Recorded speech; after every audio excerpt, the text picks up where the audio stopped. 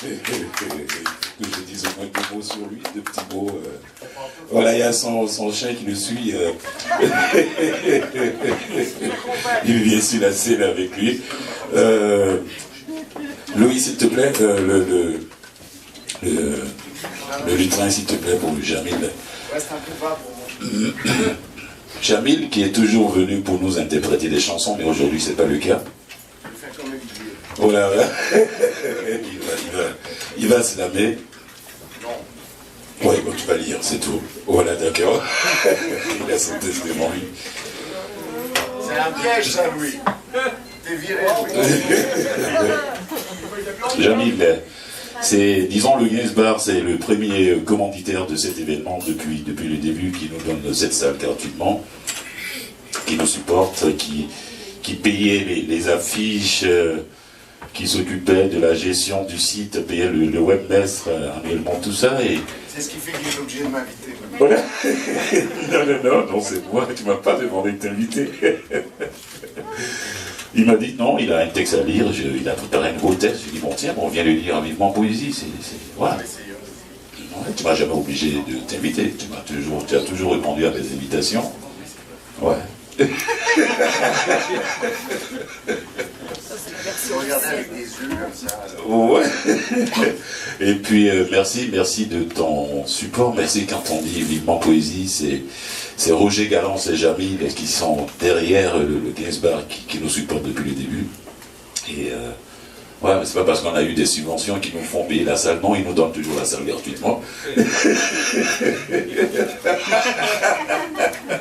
Mesdames et messieurs, on accueille chaleureusement Jamil Azaoui. Bonne fin d'après-midi. Je vais faire comme toi, Olivier, j'ai pas de guitare et je me sens bizarre, pas de guitare. J'étais au Maroc au mois de mai et pas vérifier l'horaire de l'avion, il faut se présenter 3 heures à l'avance, j'arrive 3 heures à l'avance, l'avion était à 10 heures du soir, ils ont décidé de le faire partir à 3 heures du matin. Donc, ils m'ont donné une chambre d'hôtel, j'ai pris une chambre d'hôtel, et je suis parti finalement à 4 heures du matin. Ma correspondance, j'avais 50 minutes pour ma correspondance initialement, et là bien sûr j'avais raté ma correspondance, mais par chance, il y avait un autre avion pour aller à Marrakech, de Casablanca à Marrakech, 2 heures plus tard. Donc allez, c'était pas la fin du monde, sauf qu'ils l'ont annulé ce vol-là. Donc, j'ai eu 4 heures à passer à l'aéroport, moi avec 5, et ça a donné ce texte que je vais tenter de vous lire. Ce qui va être la première fois, mais je vais y arriver. Je me suis pratiqué. S'il fallait écrire sur des pages pleines, des pages noires, de mots abandonnés, sur des pages biffées, des brouillons de peine, du papier froissé, des émotions à 2 scènes, moi je préfère la page blanche, la page du risque. La porte fermée sur notre propre miroir, celle qui a tant à montrer que l'on ose y voir. Sans la page blanche, pas de papillon au ventre. Un rendez-vous sans miel. Un foulard sans les hanches. Pas de surprise, pas d'attente, pas de fleurs de sel sur une peau blanche. Je préfère aussi le silence. On y colle toutes nos musiques, les seules qui soient vraies d'ailleurs, celles que l'on s'invente comme elles nous sont dictées. C'est aussi un silence que l'on peut dans le silence que l'on peut combattre la pensée courte, cette pensée que l'on nous écourte. On nous y interrompt sans arrêt. Ils y entrent tous sans s'y annoncer. Le silence, c'est le terreau de la pensée. C'est aussi l'eau pour y faire pousser nos sentiments, nos désirs les plus profonds.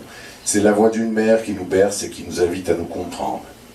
Coincé dans cet aéroport, moi, médecin, je contemple en toute quiétude le temps qui passe. Inutile temps d'attente, inutile temps perdu, que je tue sur une tablette à main nue. Une guitare à plat ventre sur mes genoux me sert de pupitre de voyage. Ma coquille Saint-Jacques au cou me sert d'ancrage. Tuer le temps. Mais le temps est bien la seule chose qui ne meurt pas. Le temps fuit, disparaît, se perd, se perpétue, se défile, se fait attendre. Le temps nous presse, se fait impitoyable, révélateur et combien d'autres choses encore. Mais il ne meurt pas, ce salaud. Il nous fout à la porte, un point c'est tout. Il reste à jouer avec ses autres sujets pour le temps qu'il leur reste. On compte les jours, puis les semaines, puis les mois, puis les années. On compte les heures de sommeil, les tétés, on compte les dents. On compte les premières bougies, les premiers pas, les premiers mots, on compte les premiers bobos, les premiers pipis dans le pot, on compte les années d'école, les premiers amours, les fautes d'orthographe, les chocobéennes, les bazookas, les malabars pour les Français. On ne compte plus les notes de passage, les profs, les heures de colle, les mauvaises notes, les bicyclettes cassées, les pneus crevés, les genoux écorchés. Puis on compte les crédits universitaires, comme les cartes de crédit d'ailleurs. On compte les diplômes, les stages, les salaires, les opportunités de carrière, les mauvaises jobs, les bonnes jobs, les amours blessés. On fatigue. On ne peut pas compter sur la fatigue. Alors on fait l'amour sans compter. Et au bout de quelques semaines, on se retrouve à compter les jours, pour savoir s'il faudra compter les mois. On compte les mois. On compte les sous. On compte à rebours et boum, on recompte les jours, les semaines et les bougies. On recompte les premiers dodos, les premiers pipis dans le pot, on compte les années d'école, les premiers amours, les fautes d'orthographe, les chocobènes et les bazookas. On ne compte plus les notes de passage, les profs, les heures de colle, les mauvaises notes, les bicyclettes cassées, les pneus crevés, les genoux écorchés, et on n'en finit plus de compter et de recompter. On compte nos cheveux blancs, on compte les petites et les grosses peines d'amour, on compte les années d'hypothèque qui restent, on compte les enfants et le nombre de chambres qu'il faudra. On compte les petits-enfants et encore des nouvelles dents et de nouveaux bobos. On compte, on recompte, et on raconte nos bobos et les dents qu'il nous reste. On fatigue.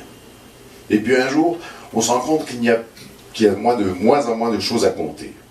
Mais on est habitué de compter, alors on compte les pilules, on compte les pas, on compte les quelques heures de sommeil, les siestes, on compte les visites, on compte les amis qui nous restent. Et oui, un jour, au bout du compte, on arrête de compter et on nous met dans un trou.